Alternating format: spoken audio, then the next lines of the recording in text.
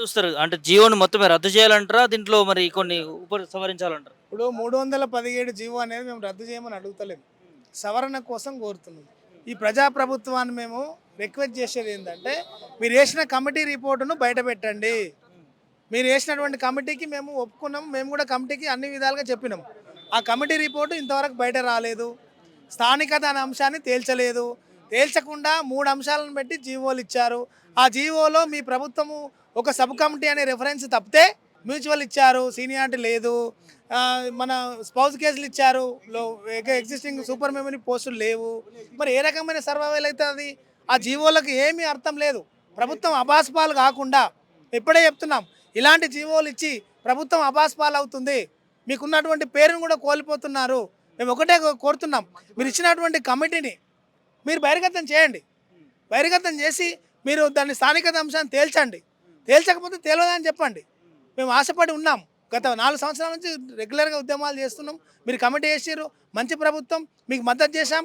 సీఎంతో సహా ఉన్నటువంటి మంత్రులతో సహా ఉన్న వ్యక్తులు కూడా ఈ విధమైన వేదికల ద్వారా 317 జీవో ద్వారా వాయిస్ ఇచ్చి ఓట్లు పొంది ప్రభుత్వం గెలిచి ఉన్నటువంటి ప్రభుత్వంలో 1 సంవత్సరం పాటు అయింది. మేము ఆశించింది ఇదా? మేము ఉద్యోగులం ఈ రకమైన ఇబ్బందులు పడాలా? మార్పు అనేది ఇదా? మేము మార్పు కోరుకున్నాము, కానీ మార్పు ఏమొచ్చింది జీవోలా? మేము పూర్తిగా వ్యతిరేకిస్తున్నాం. మేము ఒకటే కోరుకుంటున్నాం, మీరు వేసినటువంటి కమిటీకి మేము ఆమోదం ఇచ్చాం, కానీ ఆ కమిటీ రిపోర్ట్ మీరు బయటపెట్టి స్థానికత అనే అంశాన్ని తేల్చుకొని అసెంబ్లీ వేదికగా మీరు అసెంబ్లీలో సీఎం గారు అసెంబ్లీలో మాట్లాడిన అంశం ఆన్ రికార్డెడ్గా ఉంది. సీఎం గారు అక్కడ మాట్లాడాడు, ఇక్కడ వచ్చినటువంటి కూడా దాంట్లో మాట్లాడడం జరిగింది. మీరు రేపు అసెంబ్లీలో పెట్టి స్థానికత అంశం తేల్చి అసెంబ్లీ ద్వారా మాకు అందరికి న్యాయం చేయాలని చెప్పి కోరుతున్నాం.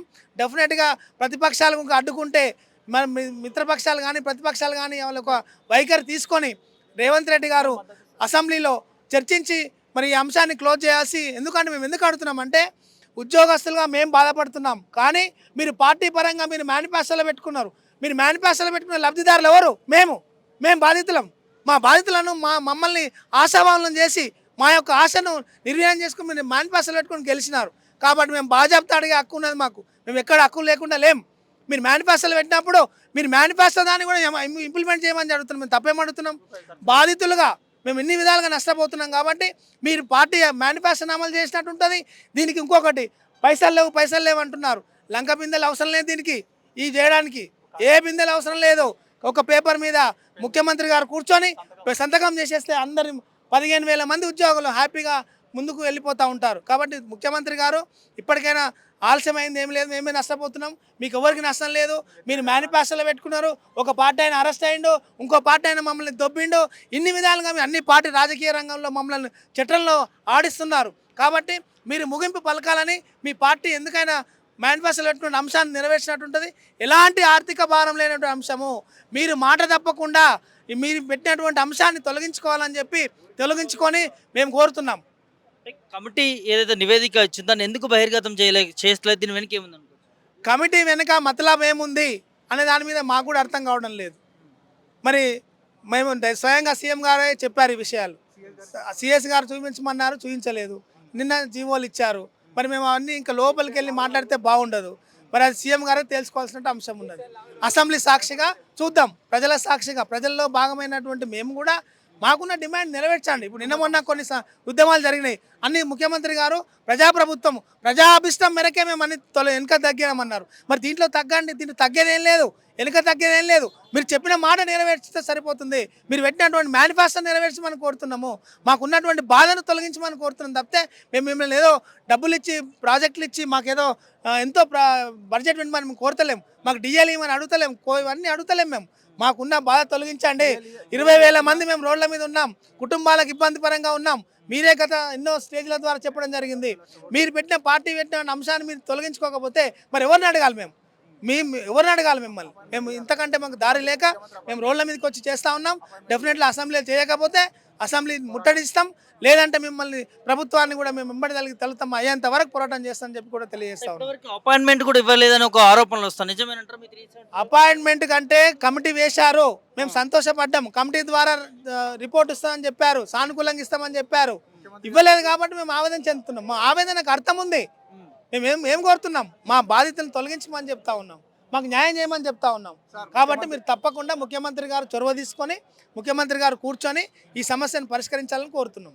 సార్ ముఖ్యమంత్రి గారే స్వయంగా సిఎస్ గారితో జేఏసీ మీటింగ్లలో 2 జేఏసీలతో మీటింగ్ జరిగినప్పుడు రిపోర్ట్ని సంఘాలకు జేఏసీ నాయకులకు చూపియండి, అక్కడ ఏమైనా మోడిఫికేషన్స్ ఏమంటే చేయొచ్చు అని ముఖ్యమంత్రి గారు స్వయంగా సిఎస్ గారికి ఆదేశించడం జరిగింది. కానీ బహిర్గతం చేయలేదు రిపోర్ట్ని. మరి అది ముఖ్యమంత్రి గారికి తెలుసో తెలియదో ఇంతవరకు మాకు అర్థం కావట్లేదు. ఖచ్చితంగా ముఖ్యమంత్రి గారు దీనిపైన ప్రత్యేక దృష్టి సారించాలి, ఖచ్చితంగా దీనిపైన రివ్యూ చేయాలి. ఇది ఒక కుటుంబ సమస్య, ఇది ఒక ఉద్యోగ సమస్య కాదు. ఇందాక చెప్పినట్టుగా మేనిఫెస్టోలో పెట్టినట్టుగా ఖచ్చితంగా అందరికీ న్యాయం చేయాల్సిందిగా కోరుతున్నాం. నా పేరు సేవ్య సార్. నేను రంగారెడ్డి జిల్లాకు స్థానికత కలవాడిని. నాకు వంగూరు జిల్లా రేవంత్ రెడ్డి గారి యొక్క మండలంలో నాకు అలాట్ చేయడం, అక్కడ వర్క్ చేస్తున్నాను.